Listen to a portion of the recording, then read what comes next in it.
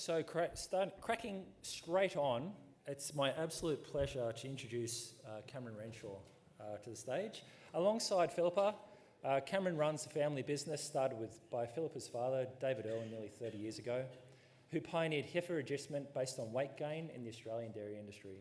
Today, HeiferLink implements the latest global standards in heifer rearing by setting targets, continually monitoring and reporting on performance in ways that can be easily understood by all. Thank you, Cameron. Thank you, Cameron.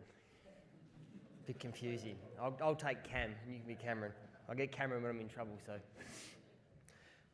Well, thank you everybody for having me. And I'd like to introduce myself. I'm relatively new to the dairy industry. I've been working under the HeiferLink banner now for 3 years. Prior to that, I have come from building and construction, being a carpenter for 15. So the synergies are very, very close, I can assure you. Being a builder, I get a set of plans and I follow them, and then we get a house at the end of it. So when I started doing the HeiferLink work, my natural default setting was to look for a set of plans. I needed a map in front of me so I knew what I was building. And so I went out with my father-in-law and we looked at all the research around the globe, which is overwhelming. It's almost been done to death and revalidated and redone, but there's some really, really brilliant research still coming out that we can use and apply in a practical way. So that was the first job for me to get a bit of structure in my new career. And so those roadmaps and KPIs that I needed to follow were some benchmarks. And Bob has touched on a few of them today, which I feel like I could talk to Bob until I fall asleep. And for the dairy farmers and for the industry people that are out working with dairy farmers, my presentation today is directed more at that level so that we can start to gain a bit better traction in our replacement space within our Australian dairy industry. I don't want to put the negative spin on after a really entertaining talk. We aren't meeting generally. There is a lot of ground that we need to catch up on with our heifers and our calves. So the first KPI is, we had a question before on weaning. Doubling birth weight by 8 weeks is the general global benchmark that we should be setting and trying to achieve. Generally, in the industry, we're finding we're about 10 to 12 weeks. So I'm not necessarily too tied up on that doubling birth weight at 56 days. If you wean them at 45 days or 50 days, grab a weight then. And that average daily gain from when you got them at birth through to that point will generally give you a good idea whether or not they're going to be on that target.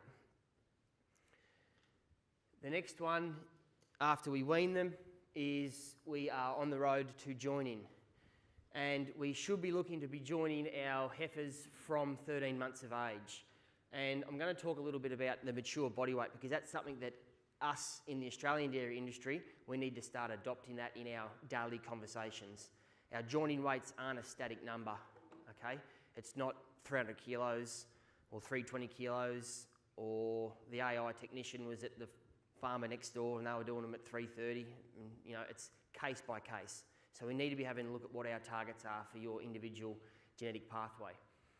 What we're finding through our work and more broadly through industry data that we can obtain, we are somewhere around the 17-month mark when our heifers are getting put up for the first time, and we're somewhere around the 50% of mature body weight, which is a little bit light on. And then this rolls into one figure that every dairy farmer should know at the click of a finger, and it is their age at first calving. And the age at first calving, over in the US, they're talking around that 21-month mark. In our system, it becomes a profit issue of trying to push them too hard to get them there. And for the bulk of dairy farmers, unless their system is set up, we're somewhere in that 22 to 24 months. And typically, our industry at present is sitting 26 to 30 months of age. And in the New South Wales data, it's closer to 30 months and on, because there's a lot of New South Wales farms that have moved towards batched calving, and we see heifers slipping through those batches without any accountability. And when we calve our heifers down, we want to be having a target of about 94% mature body weight. That's pre-calving. I spoke with Bob earlier and he was talking about 82 to 85%. When you hear those numbers, they're actually referring to post-calving. But from an operational point of view, we don't want to calve the heifer down and then drag her back out of the stressful environment she's already in, then to weigh her again. So we capture that weight before calving. So that 94% is including the calf. Our next one is the production. So our heifers, if they're well grown, we should be able to get around that 90% production out of them in their first standard lactation.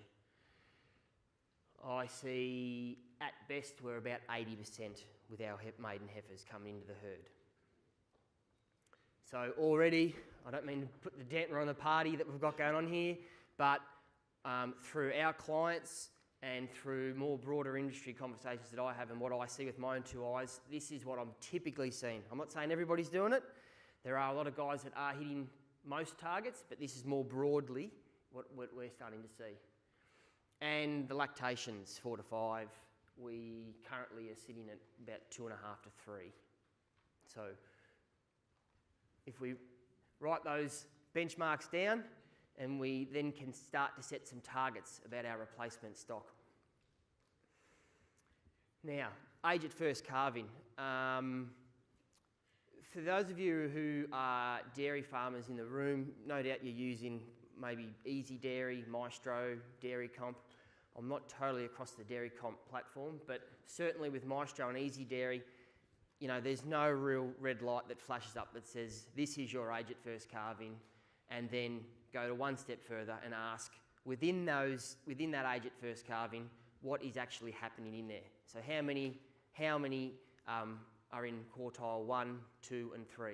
Typically what we see is, this is from the ADHIS's data. This is about the only data that we could find nationally to look at the age at first calving. And even when we did receive the data, we painstakingly had to go through it and try and make sense of it. And we still really couldn't get to a definitive answer on the age at first calving for our industry, because what the national herd data actually does is it can't recognise, as does Easy Dairy and Maestro, it actually can't recognise whether that heifer is in its first or second lactation post 30 months. So when that heifer when they get to 30 months, they just cut that data set off and they ignore it from the actual data set. So when you look at the tail here, you know, we're heading right out here to 36, 40, 42 months, 54 months, heifers that still haven't calved. And we actually still see that. You know, they're still in the herd. I'm not too sure, they must be good. They must hear the quad bike come and they jump under a log and say, I'm not getting culled this today, so I'm going to hide. So certainly in the New South Wales and South Coast regions where we start to enter into year-round calving, the age at first calving, it starts to blow out, and I think that's due to just the operation of letting the heifer slip through the system. This is a bit of a target that I've put together because I still have the conversation with our clients and industry people about, you know, what weights are we joining them at? What weights are we weaning them at? So when we look at we've kind of pulled this out of the University of Wisconsin's Universal Heifer Growth Chart, and they refer to your targets should be benchmarked off what your mature body weight is. So typically what we do with our clients is, when we rock up on farm for the first time, the first job is to say to our clients, okay, grab us your best 3 to 4 in lactation 3 to 4 mature cow, and let's weigh her. And let's see what her mature body weight is. From that weight, we can then work back to our points where we know that we should be 55% for joining, 94% for calving, and we can tell here that our reproduction system is starting to fire up at 35%, and our weaning weights at 3 months are around 17%. So for you guys in the audience now that haven't got targets for your heifers, now you do. So you can go home and try and get some good weights on your milkers, which isn't a chopper docket, okay? We actually want to get some proper weights, it's not a chopper docket. And then we can start to set the targets. And typically we are now starting to see up in around this area here is where the industry is sitting from a mature body weight point of view. 680 mature body weight is quite a common number that I'm starting to see with our clients and more broadly the industry. And so when we look at the daily gains needed for that first 2 years of growth, we are somewhere up in this, call it 0.8 of a kilo from day one to the day she calves. What's actually happening is we are still back here stuck in the 90s. And although I love the 90s because I grew up listening to techno, we need to move on. So this 0.6 of a kilo a day, it's just not going to cut it. We don't have cows weighing 500 kilos anymore. If that's your herd, that's fine, but typically the genetic pathway that we have paid for has taken us, 100 to 200 kilos heavier. Whether we agree with that or not, that's what we've got. So we need to try and work with what we have. So this right-hand column is what your average daily gain should be looking like from day one right through to the point of calving. Now, Bob spoke about he was trying to touch on this whole epigenetic space, and where it was really leading into for me was to talk about lactation responses. And typically what we originally thought was that the lactation responses would only come through into the first lactation. It's about where the early research knew and that they could look into. Some of the latest work that we can find of really, really good substance is the Czech Republic did some work on about 450 heifers right the way through to the end of lactation 3. They were on a PMR, TMR system. They were about a 700 kilo mature body weight herd, and they were getting fed predominantly lucerne. So it was a very kind of like-for-like system to a lot of our southern Riverina farms and what we also see in Victoria. What the research is showing us is that for every extra kilo of live weight at the point of calving, we get a milk response. And now what we know is that the milk response is associated to the mature body weight. So for the dairy farmers in the room, pick how heavy your cows are. And when you calve your heifers down at 600 or 550, you're going to be getting this linear line of milk response. In lactations 1, lactations 2 and lactations 3. Now that 12 litres of milk, we need to times that by how larger our heifers are. Typically we're seeing that we've got heifers probably 50 to 100 kilos under where they should be. So there's some huge responses, and there's a lot more milk that we can be putting in the vat if that first 12 to 18 months is ticked off from making sure that our targets are set, and then we start to monitor those targets. We're not always going to get them, but at least we're starting to put things in place. So our mindset changes and the whole farm starts to gear towards, what are the heifers at 13 months? What are they at, when are we getting them in calf? What's our age at first calving? And our weights start to become a bit more of a common topic on farm. And this is just another way to look at those milk responses. I am being conservative and saying that our heifers are 50 kilos underweight typically. And if they are 50 kilos underweight for that average kind of 680 kilo mature cow, we're picking up 800 litres in 1, 2 and 3. So we've got a lifetime milk response of nearly 2,500 litres. So if we believe in the research, which I think we all do, this is what's at stake. And I think when we look across the fence to the guys around the country that are really nailing these targets, they are advocates that the research is correct.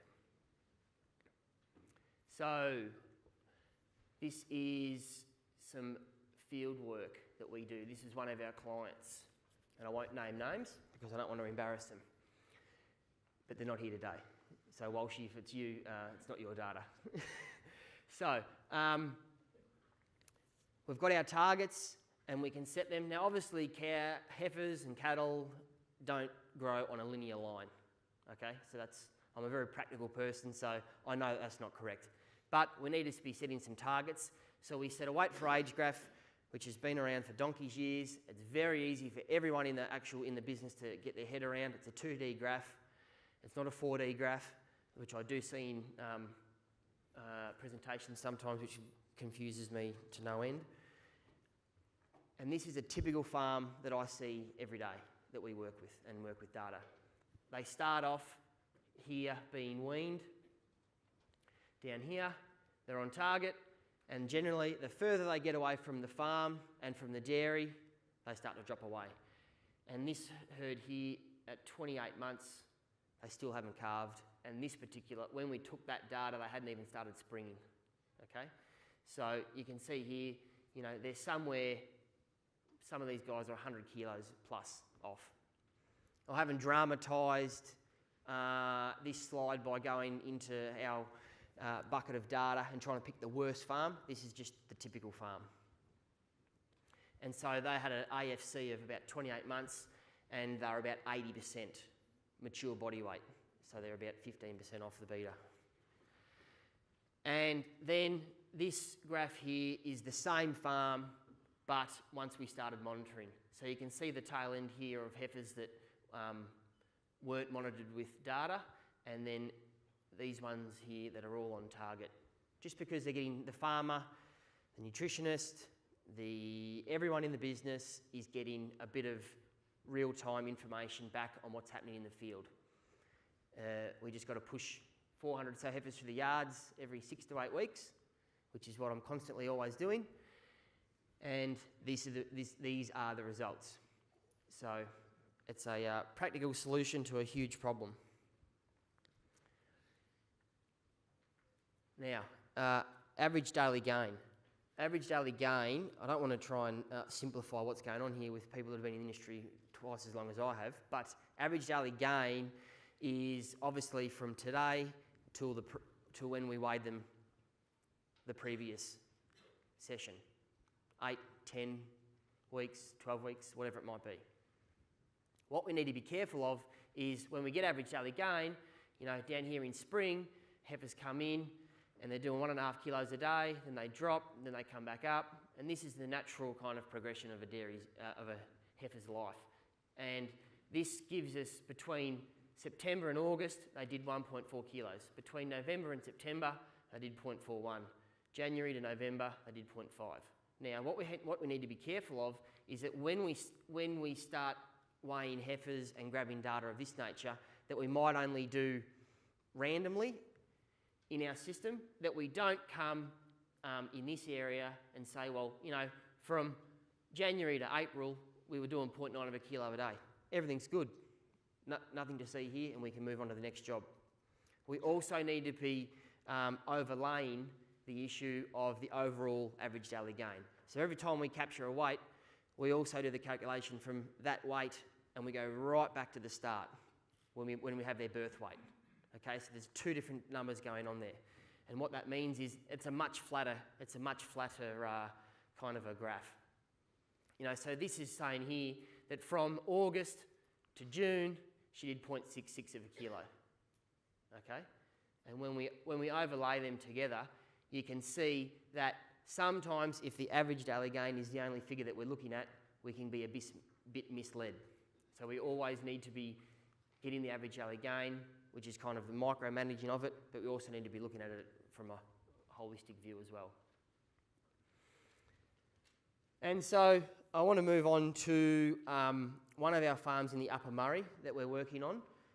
We also do some remote data analysis work, so we get our clients trained up, and we install the scales and everything in their farms, train them up, and then because I live in Elmore and they live in the Upper Murray, I'm not actually going to go and drive 6 hours to push heifers through the yards.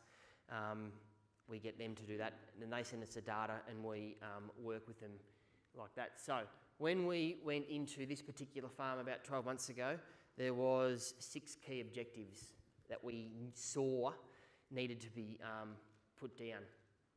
And number one was their age at first calving was 26.3 months. And we needed to get that down to that global benchmark of 23 to 24. The second one was to increase the joining weights to 55%, 54% mature body weight. They were about 40 kilos plus off. And we also needed to increase the live weight at the point of calving. So this particular farm, there was like 2 choke points in their heifer rearing system. They'd struggle post-weaning for a little bit, then they'd come good, and then they'd really struggle as a rising 2-year-old and to drop away. It's pretty common that you find that those 2 main choke points, especially on spring calvers, that second year of a spring calf is the hardest, because we're trying to get that big hungry animal that's really, really inefficient with feed to still grow and play catch up. The fourth one was to implement strict culling guidelines. We work with some farmers that are just heifer hoarders. They just hoard them in the back paddock here out to 50 months, 40 months, and they put them back through a joining program, and then we need to put guidelines in place that if they aren't getting in calf and they aren't meeting the growth targets, or we do growth projection targets and it looks like that they're never ever going to get to those targets, we need to put them on a truck and implement some strategies around how we supplementary feed post-weaning and as a rising 2-year-old. So there was a couple of stopgaps that we needed to plug in this particular farm, and that meant that we needed to put our hand in the capital budget, get some silos and some feeders, and also from a feed budget point of view, we needed to add a little bit more to the silage that they were cutting that was going to go back to the heifers and not to the actual milking herd. And obviously we need to review. We need to constantly be reviewing to see how we are actually implementing what we said we were going to implement. But now, that's very easy on this farm. We set some targets, we physically go out and check those targets have been met, and then we can look back and say, okay, this time we did really well, better than the last month, and now that we get more and more data, we can say, right, this time last year, the heifers were 320 kilos at 6 months. Now, they're 375. Okay, so we can retrospectively be giving ourselves a pat on the back. And for this particular farm, this is a distribution of their age at first calving. And so you can see here, we've got heifers right out here by their lonesome. And the first thing that we did was we did an analysis with their herd data. And you can see here, 50% of this herd is calving older than 26 months of age. You know, there's some huge costs that are associated with that, huge costs. And we need to be able to try and rein those in.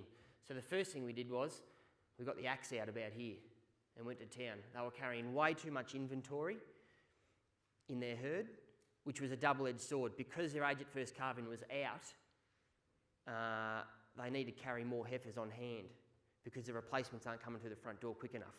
You know, so there was about 20 to 25 heifers that were just mandatory in their system because their age at first calving had blown out.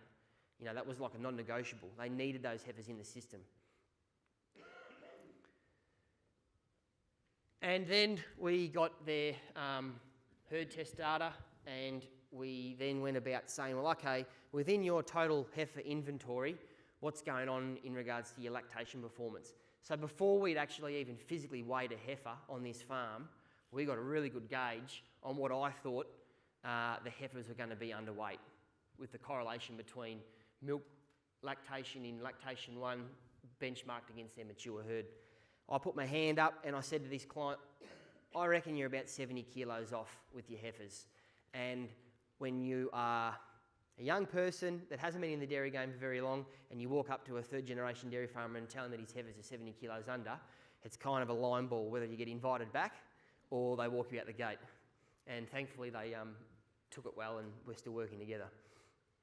So the mature herd is so if we call their standard 305 days 100%, this herd is milking at 7,700 litres. Their heifers, we broke the heifers up into two spaces, and the reason we did that was because this is inevitably where we would like to try and push for, and but our first port of call will be coming from this 30 months in this big bracket, and the age at first calving was so broad, we needed to open up that window for ourselves. And so the heifers are reaching 71% of what the mature herd is milking. Now, if we refer back to the first one or the second slide, I think it was, they should be 90%. So they're a long way off. And then even the 24 to 30-month-old heifers that were naturally a bit heavier, because they'd been in the system a bit longer, they'd had a bit more time to put a bit more weight on, they were still 10% off where they should be. And that's quite a lot of money when you look at 10% of the difference between those two lactation performances. And so, hang on, I've got a slide here. This was because of their age at first calving. When we looked at who was in the herd still, it was a very steep decline with heifers coming in, a very, very poor retention rate because heifers were being pushed in underweight. They were expected to get back in calf. We were expected to do this. There's like, what we're asking to do heifers in this environment today, it's a big task. Where we want them to be producing 90% milk. We want them to be getting back in calf, so our inner calf interval's correct. And then what happens is, if we don't put the heifer in with enough body condition, then inevitably she drops out. So, we were averaging 2.5 lactations. So it was the demographic, and this was for the 2015 distribution, but we went back and did this on the previous 3 years independently, and it was all the same.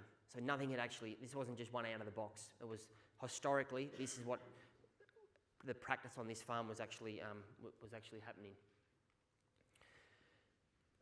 And so then we looked at, some of you might have read the article that said, there's a $100,000 black hole with our replacements. That was a bit of a learning curve for me when a reporter rang me up for the first time and they said, what do you tell us about yourself? And the next minute they print it. I learnt pretty quickly that I need to watch what I say on the phone to a reporter because they take it and run with it. But luckily, we'd done the figures on it, and when we look at this particular farm, our cull rate was 30%. We needed to drop that down to, like our standard 25%. So there was 20 heifers each year in the system, and when we look at a per annum basis, and if we use $2,000 just as a throwaway number for heifers to enter the milking herd, which it isn't, but $2,000 seems to be what the industry likes to talk about, and it's easy figure to divide by 2. 20 heifers at $1,000 per annum each cost. There was 20 grand back into the business. And our age lower in the age of the quartile 3. So all those heifers that are way out in age at first calving, we're going to be bringing all that milk forward into the vat. So from a cash flow point of view, we're actually bringing forward the production of about 92,000 litres into that vat. And I've just worked on about 42 cents. Don't hold me to that though. It's getting outside my scope of work. And to do all this, obviously there is a cost, and there is a cost of feed. So when we looked at the cost of feed to rear those heifers out another 120 days to that 26 to 28 months, there's about $9,600 in extra feed costs at $2 a day. These were on a grazing scenario. That figure probably doesn't go away. What I want to see happen is that we get that inefficient $9,500 as a rising 2-year-old, and we bring it forward and we split that into higher commodities in the first 12 months. Because our feed conversion in the first 12 months is a hell of a lot better than when a rising 2-year-old's chewing up 15 kilos of dry matter and she's at best giving you 1 kilo in return.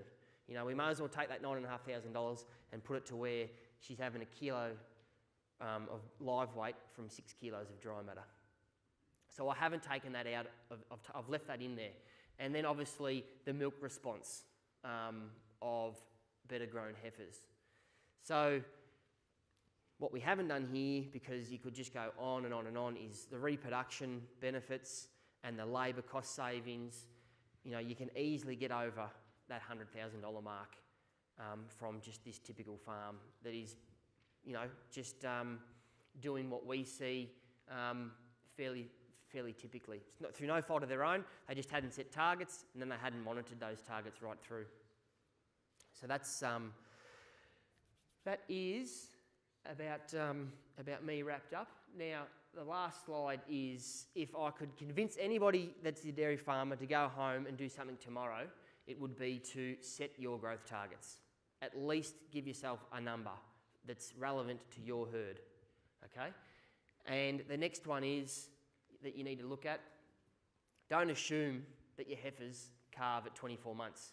It's like every time I ask a dairy farmer, what's your age of first calving, 24 months just rolls off their tongue. And I'm like, is it really 24 months?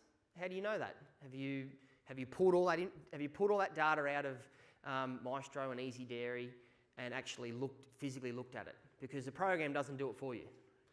Okay, so I doubt very much they have done that. So I get a bit of a chuckle now when I ask, what's your age at first calving? And I'm already seeing 24 months getting rolled out down the pitch at me. It might well be. But my next question that I lead into that is, if it is 24 months, how's the first lactation numbers looking? Because then if you've got the first lactation numbers in line with those global benchmarks, you don't need me. And everything is going, your system is working. But there is a lot of reasonably low-hanging fruit in the heifer replacement space that we can tick off relatively easy and get very quick gains. This particular farm that we just spoke about, we've had a 17% increase in live weight in under 12 months with all their groups of heifers. Their age at first calving has been reduced by 13% already.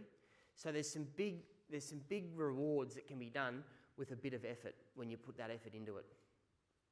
And that's buy a set of scales and get some weights. And that's it. Thank you.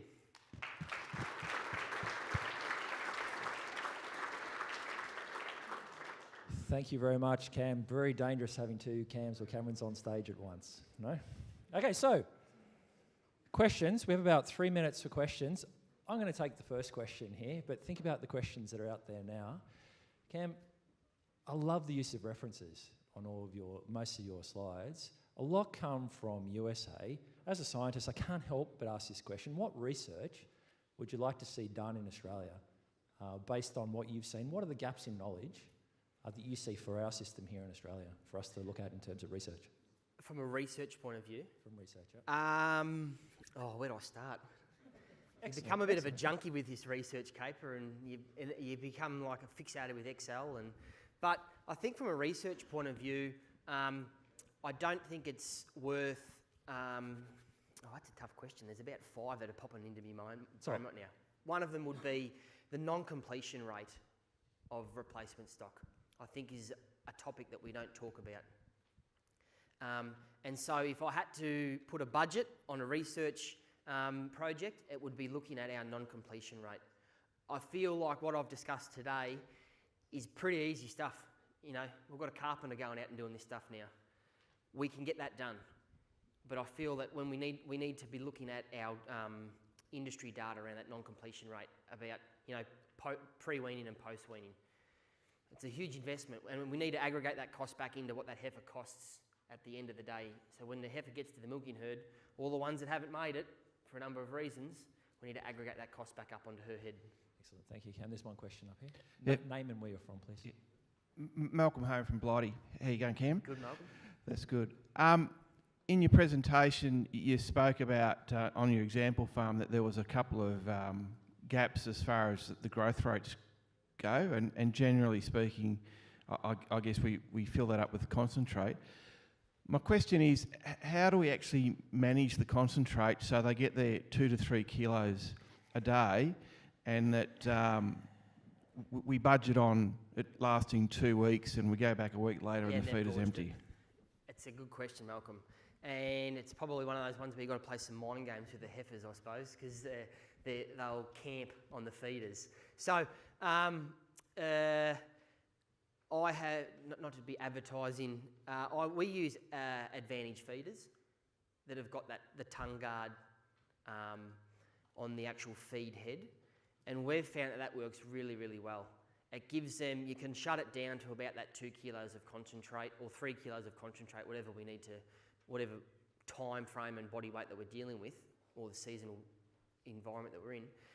And you actually watch that heifer in a grazing scenario when you've still got Advantage feeder in there, and they've got to work that feed head pretty hard, and then they run out of saliva and they're buggered, and then they head off for a drink, and then they get distracted, and then they go for a graze.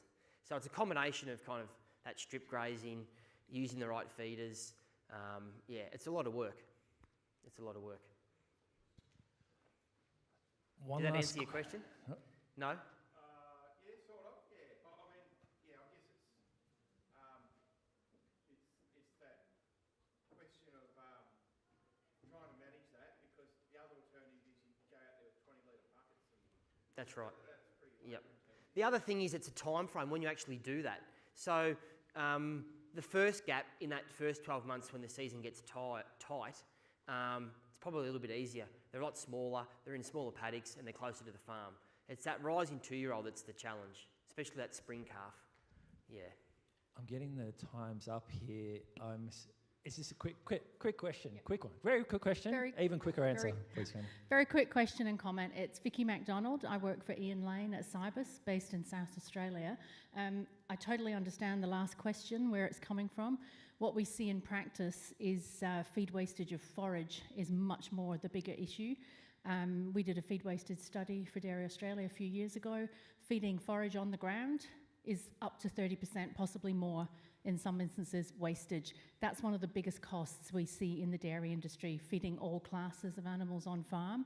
And the other comment with relation to the heifers is we've looked at some work done in America, trying to achieve the 3 months earlier calving, so your 24 standard down to 21. What they actually found, doing exactly the same thing that you've done, they've actually achieved an extra $1,000 profit per heifer per year, based on trying to achieve those guidelines. Yes, it costs more money. That's what most people in Australia are prohibitive against. They don't like spending more money, but those that do reap the rewards. And what Ian and I have found in practice is that we do not get a depression in fertility or a depression in health. We actually get bonuses. So those heifers actually do make it to their second lactation because they actually get in calf. I'll take those as a couple of comments. I agree questions, as well. perhaps. I agree as you well. You agree, Cam? I agree. Excellent. I So agree. please thank Cam for me. Thanks, Sam.